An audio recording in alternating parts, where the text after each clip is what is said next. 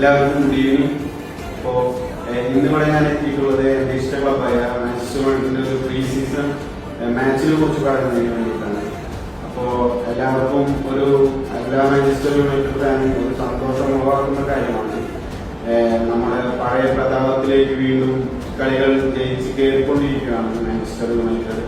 അപ്പോൾ ഇന്നത്തെ മത്സരം സ്പാനിഷ് വമ്പന്മാരായ അത്ലറ്റിക്കോ മാഡ്രിഡ് ആയിട്ടായിരുന്നു. ആദ്യം ഒരു ഗോളിന് പുറകിൽ നിന്നെങ്കിലും നമ്മുടെ കളിയുടെ 90 മിനിറ്റ് അവസാനിക്കുമ്പോഴേക്കും ചുവന്ന ചെറുത്താന്മാർ കംബാക്ക് ചെയ്തിരിക്കുകയാണ്. ഈ ഒരു വിജയത്തിൽ പുതിയ പ്ലെയേഴ്സിനായാലും ഫാൻസിനായാലും ഒരു ശുഭപ്രതീക്ഷ ഈ സീസണിൽ വെച്ചുകൊണ്ടാണ് മാഞ്ചസ്റ്റർ യുണൈറ്റഡ് ഈ വർഷത്തെ പ്രീ സീസൺ മാച്ചുകൾ കംപ്ലീറ്റ് ചെയ്തുകൊണ്ടിരിക്കുന്നത്.